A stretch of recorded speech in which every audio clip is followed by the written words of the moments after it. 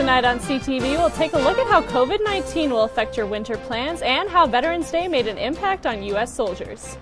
Then, we'll give you a preview on what to expect when the CSU Rams take on University of Nevada, Las Vegas, as well as the Ceremonial Oval Walk. All that and more on CTV, starting now.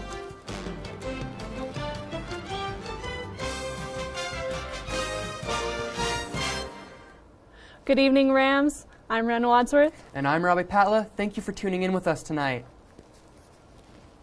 In the ever-changing world of COVID-19, there are new restrictions in place for the Centennial State. Most of the change has impacted restaurants and other establishments by limiting the number of people allowed indoors and shortening their hours of operation.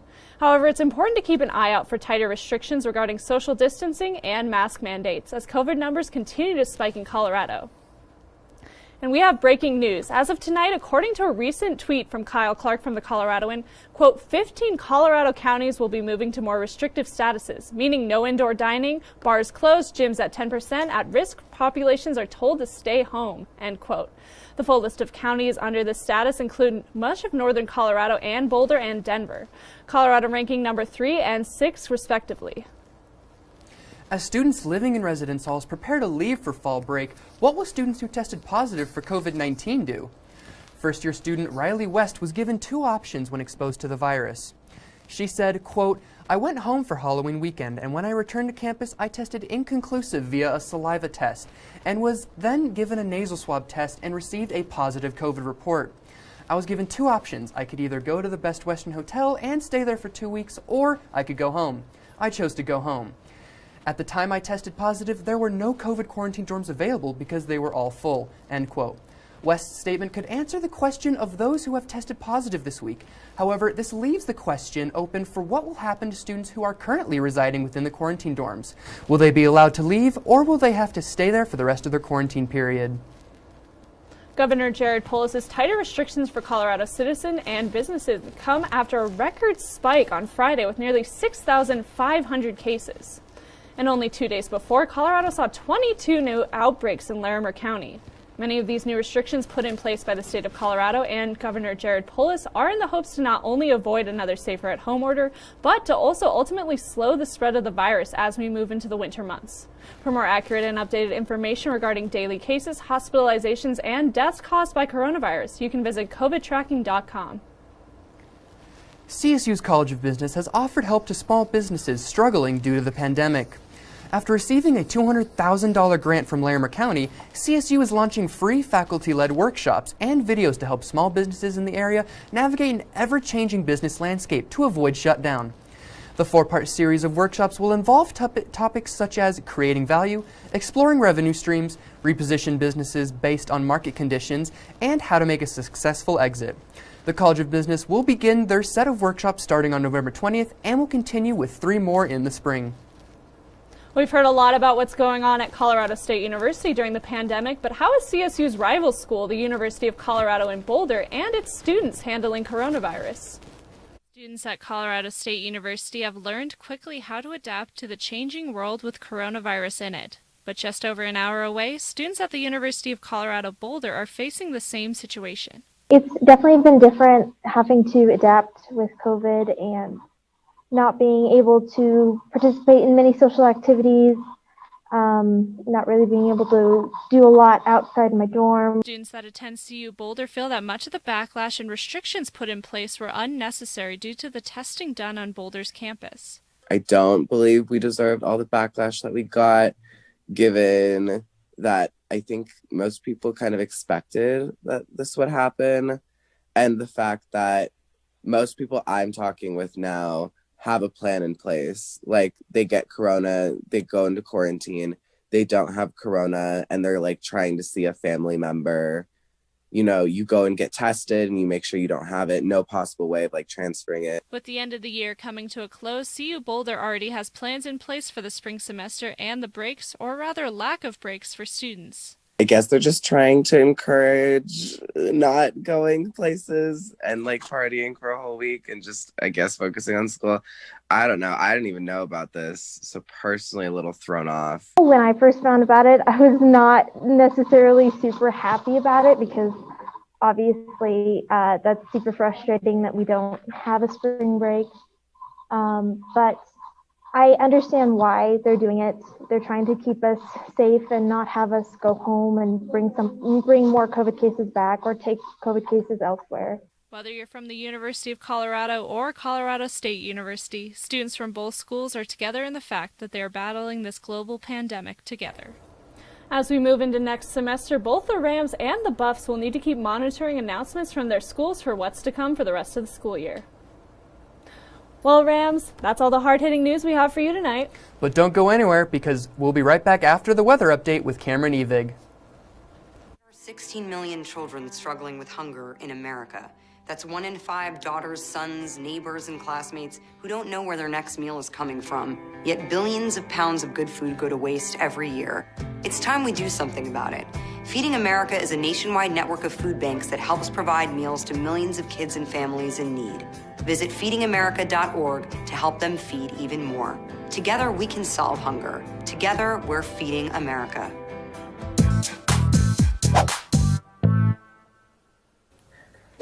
How you doing, Rams? Cameron Evig here with your Tuesday night weather update. Let's not waste any time. Hop into our current conditions here in Fort Collins, Colorado. As we see right now, 46 degrees outside, and sunset was not at 7:31.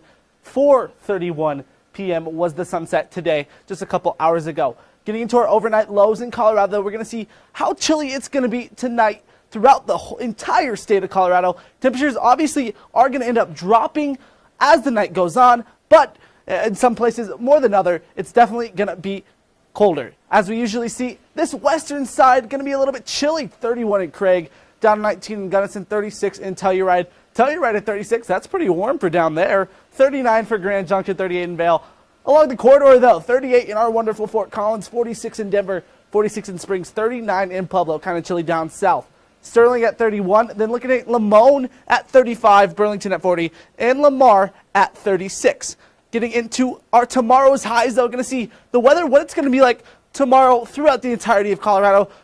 Going to have some warm weather, surprisingly, as we see on our graphic that's about to pop up just now. It's going to be a little bit warmer. You should be able to wear some shorts if you'd like to. Looking at this western side first, or the eastern side first, changing up just a bit. 75 in Sterling. Looking at Burlington at 80, 82 down in Lamar. Going to our corridor, though, 69, 72, 70, and 75 for all those cities, respectively. Then changing to our west side, we see 63 in Craig. Down in Telluride at 47, a little bit chilly down there, as it usually will be. 54 and 54 in Vail and Gunnison, as well as 67 in Grand Junction. Looking at our tomorrow's forecast, though, going to see how warm and cold it's going to be in Fort Collins. 68 and 42. That's going to be your high, 68. Low of 42. As we see right here, sunny and dry tomorrow. The sunrise is going to be about 6:51, and that sunset tomorrow going to be about 4:40 p.m. As we see, though, tomorrow, our 5-day forecast today, we saw 75 and 39. Some nice temperatures out there today, and that's pretty consistent throughout the rest of the week.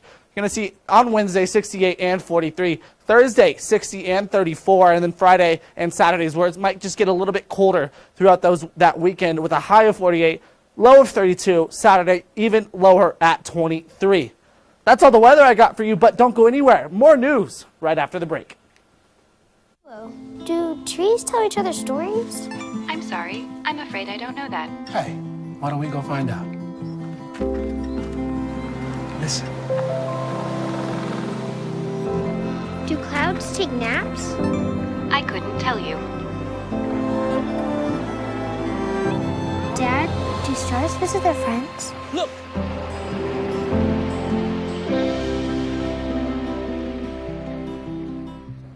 Welcome back from the break, Rams. Once again, I'm Ren Wadsworth. And I'm Robbie Patla. Let's jump right into some more stories. Fall break is almost here, but before you clear your rooms and pack your bags, your RAs might want to make sure you know all the steps to check out. Residence halls prepare to close at the end of the week. Resident Assistant Sarai Rudolph of Summit Hall provides advice that can apply to any students living in the dorms. So first thing when you're packing, I would just say get everything you need, everything that you think you don't need, just put it in your stuff just in case, because that can be stressful.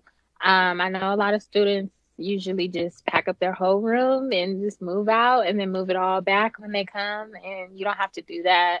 Students living in residence halls met with their assigned RAs and talked through specific steps needed for different halls. However, all RAs want to make sure that rooms are clean, windows are closed, and thermostats are adjusted to ensure that the transition into spring semester is as smooth as possible. Being an RA during a pandemic has been a challenging time. Sarai said that they have things that they want to improve on going into next semester.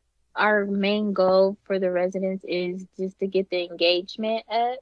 They've tried like different programs this semester and really didn't get a good turnout. So I know we're going to be working on that for next semester, and just different ways on how to connect with our residents better and how to get them connected to campus and resources.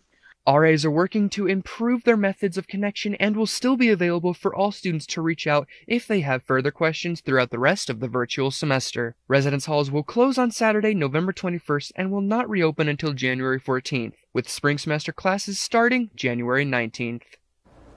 This semester has certainly been flying by. It feels like just last week students were moving in to start the fall term. However, before long, we'll be right back on campus for spring.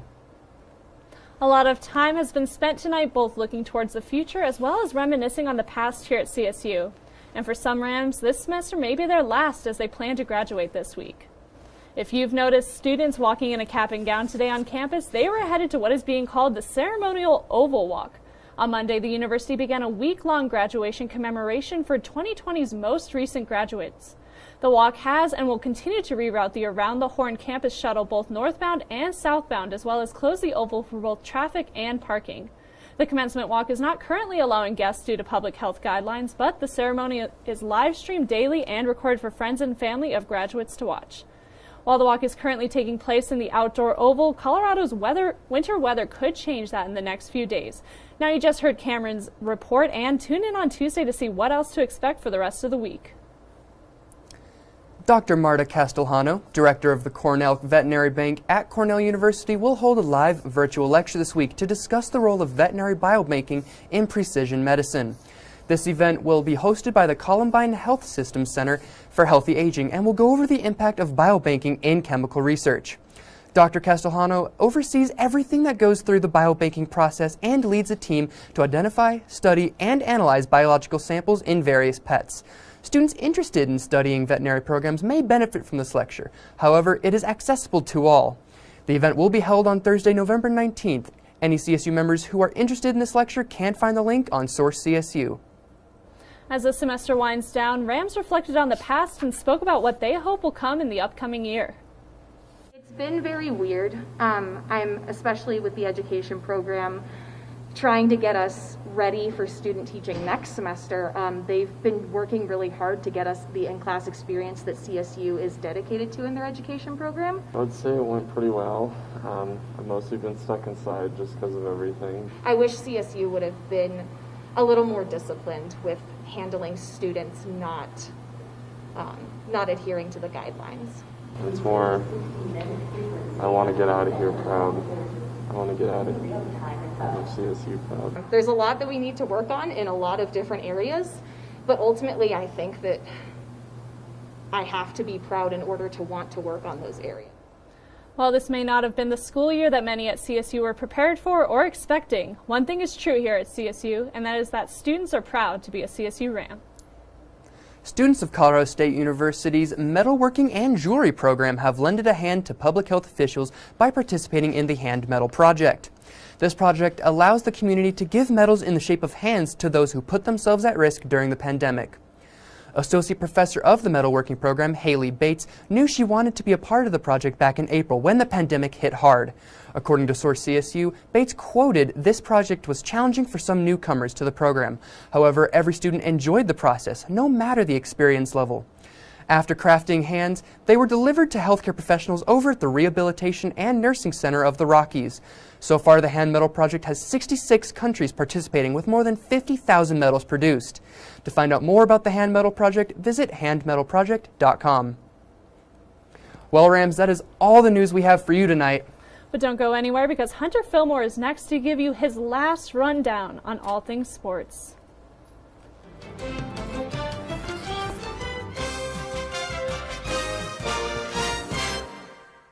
Touchdown!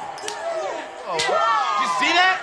Whoa, we scored? Yeah, we scored. We're going to the playoffs. I can't believe I missed that. Every time I'm buzzed, I spend too much time on my phone. What? I should take your phone away. No. I'll call for a ride. Wait, why does my face look like that?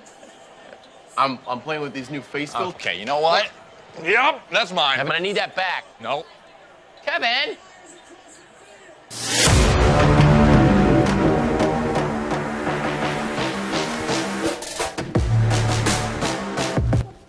How's it going, Ram fans? Welcome back to Hunter Softball for the final Tuesday night sports segment of the semester.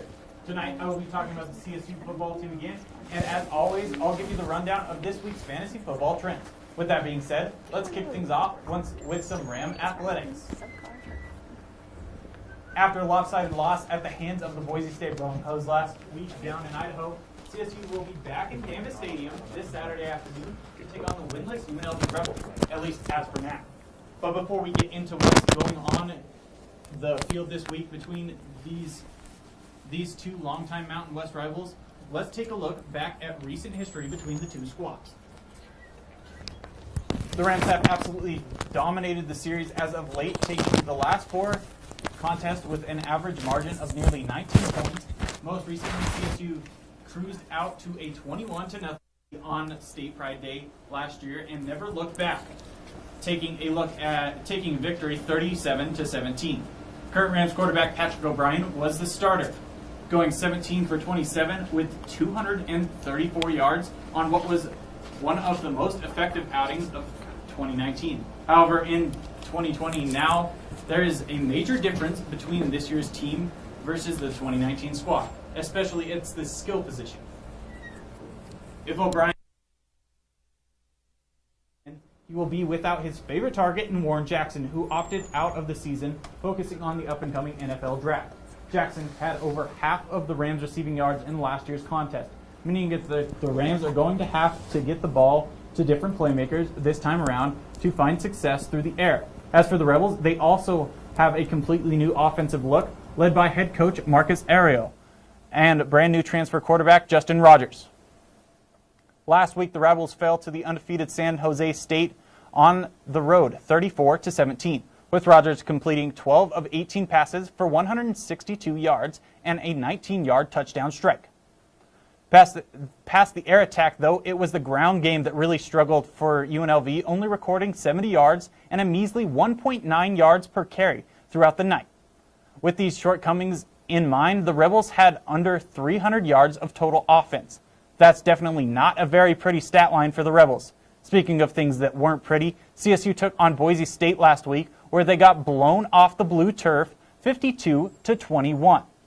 The Rams allowed the Broncos to score in pretty much every way possible, but it was the Rams' special teams that struggled the most, letting Boise State charge through the line for a total 3 block kicks, all which resulted in returns, including 2 of CSU's punts and 1 of their field goals. The Rams' offense wasn't much better, getting shut out in both the first and fourth quarters and only producing 315 yards of total offense with 3 touchdowns when the game was well out of reach.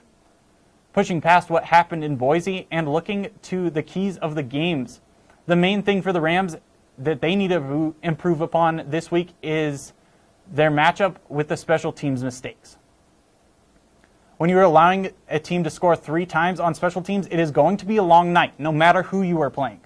As for the Rebels, they are going to have to figure out the run game, whether that means implementing more play-action passes to open up the box or using more motion before the snap to draw defense's attention. All in all, both teams struggled in their first time out, so this will be an important bounce-back game to get back on track, assuming the game ends up being played. After reports broke this morning, this weekend's UNLV-CSU matchup might be called due to pandemic-related concerns. Head coach Steve Adazio let the media know that while he was aware of some potential issues with the up-and-coming matchup, he hasn't heard any word of cancellation just yet. With both athletic departments scrambling to figure out the whole situation, only time will tell if these two squads will end up getting the chance to battle it out for a much-needed win. Now moving past the college ranks into the pros, it's officially Week 11 in the NFL, which means that your fantasy playoffs are right around the corner. For my final week of fantasy advice, I'm going to talk to you about some players that you can officially drop off of the waiver wire in order to make some space for new faces. Starting things off, the first player that I feel like you should get rid of is Bills running back Devin Singletary. Singletary has had double-digit points only in week 3. He has already played the easiest part of his schedule and has a bye week this week, which means that you're probably going to want to drop him off, and you're not going to want him on your team because he's just going to take up bench room. The Bills have a pass-heavy offense with Josh Allen doing what he is at quarterback, and rookie Zach Moss has been getting more and more touches in the backfield, which means that Singletary is not necessarily going to get as many touches that he has in the past, which is another bad thing. So you don't really need him anymore, and you could probably find a better running back on the waiver wire. Now moving on to some pass catchers. You should definitely say goodbye to Tyler Higbee of the LA Rams. He has awful matchups for the rest of the week, or rest of the season, and we'll see Arizona and Seattle 2 times each, whom are both top 10 against tight ends. So that's a really bad matchup for Higbee at the end part of his season.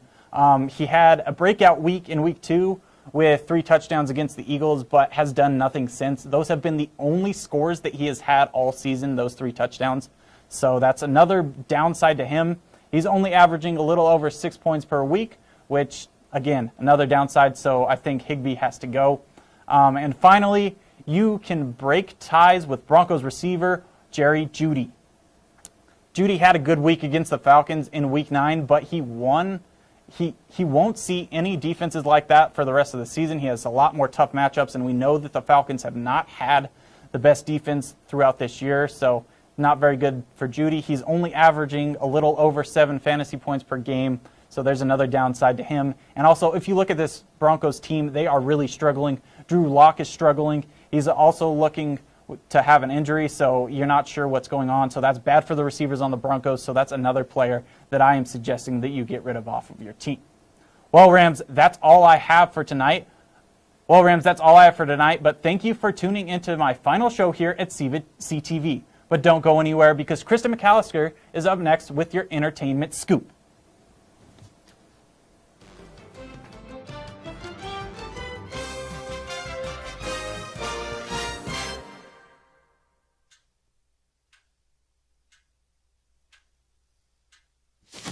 Awkward. Do I look familiar? I should. You might remember me from here. Here.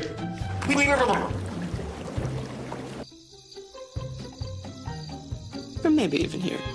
But an awkward silence can be a great thing. It can actually be a perfect moment to reach out to a friend and ask if they're okay if they seem down. It doesn't matter how you say it. You all right? Everything's okay? All G? You all right, girl? Oh, you cool? You bugging dog. Just show you're there for them. Go on, Kelly. CZ awkward.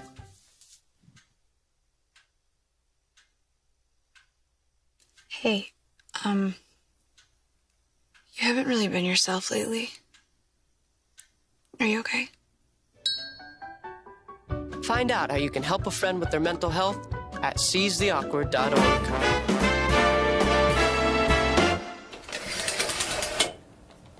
What's poppin', Rams? I'm Krista McAllister, and I'm here on this fine Tuesday evening to bring you all of the spice and entertainment. Let's get started. Usually I would leave the sports to Hunter, but tonight is Rocket League's SoCar tournament. CSU students who own an Xbox, PlayStation, Switch, or PC, and who have already registered are welcome to play in this athletic challenge. Students who are confident enough in their skills will be taking a calculated risk tonight to try to win a $100 gift card to Shields. But if your gamer rage is a little too intense like mine can be, and you would prefer to watch, you can check out the live stream now at twitch.tv/Colorado National Guard. If you're tired of talking about the pandemic, let's focus on fixing climate change instead. This Friday is the last day to register for the Pitch Fest competition. Participants with clean tech business ideas can create teams and a 3-minute pitch presentation about their sustainability-focused startup. From here, they will join the Pitch Fest Zoom event on December 2nd to present their ideas and answer questions from judges and audience members. Teams can win up to $1,500 and the chance to say that they're helping keeping our Mother Earth clean. Now, as we know, Veterans Day was less than a week ago, and in honor of this, Ty Goldbranson, one of our reporters, talked to a veteran here on campus to see how his time in service has affected his life. A CSU student, a GTA, and above all, a veteran. Hi, I'm Ryan Whitney. I served in the military from 2006 until 2014 as a public affairs specialist in the Air Force. My first deployment to Afghanistan, I was deployed to what is called CJSOTF, which is Combined Joint Special Operations Task Force. At the time, my job was to write press releases. I asked if I could go out and get some visuals of training. With the success of Ryan's visuals, Special Forces started to take notice and took him on a mission in the harsh Afghan winter. And then because of the success I had with that Special Forces team, I got a request from a Navy SEAL unit that was in need of a remote public affairs specialist to help, again, document the mission that they were doing of rebuilding a small town community, working on schools, going out and trying to recover kidnapped provincial leaders, things like that. After fulfilling his duty to his country, it was time for Ryan to find a new path. So transitioning from an overseas military life to a student here at CSU, there were some challenges, namely just students operate at a different pace than you're used to in the military, where people are more mission focused and trying to achieve a task. Another thing that helped with that is the CSU Veterans Program, which has various different support networks. They have resources available for us, and they do a lot of work here at CSU to just make the veteran community feel welcome. Those pictures Ryan took were incredible, and they really showed the grit of those serving our nation. Speaking of serving others, Larimer County is asking for record turkey donations in order to help those fighting food insecurity during the holiday season. This Thursday is the Tour de Turkey Thanksgiving Turkey Drive, and the Larimer County Food Bank is asking for almost 6,000 turkey donations in order to feed everyone that has expressed need. The food bank will deliver these turkeys directly to clients or through other organizations like CSU's Rams Against Hunger. You can drop off turkeys at the former Kmart site on South College and Drake Road or at the Orchard Shopping Center in Loveland. Now, in my opinion, the coronavirus and the cold weather don't mix too well, and restaurants are experiencing this firsthand. Many restaurants are working to expand their outdoor patios while putting warmer measures in place in order to keep customers comfortable. Winterizing this seating can cost up to $6,000 though. So in order to help with these costs, the state of Colorado has partnered with the Colorado Restaurant Association to provide grants to help make the necessary changes. Grants are awarded in the first round of applications will be given out on November 23rd. So hopefully we'll be seeing a few more of those insulated tents popping up soon so that we all can continue to eat out comfortably. Well, Rams, that's all the entertainment news that I've got for you. But make sure to tune in tomorrow night to hear the ladies of Laced Up battle over this month's disrupted picks, to hear an interview with the first female analyst for the Denver Nuggets, and other sports news. Have a great night, Rams.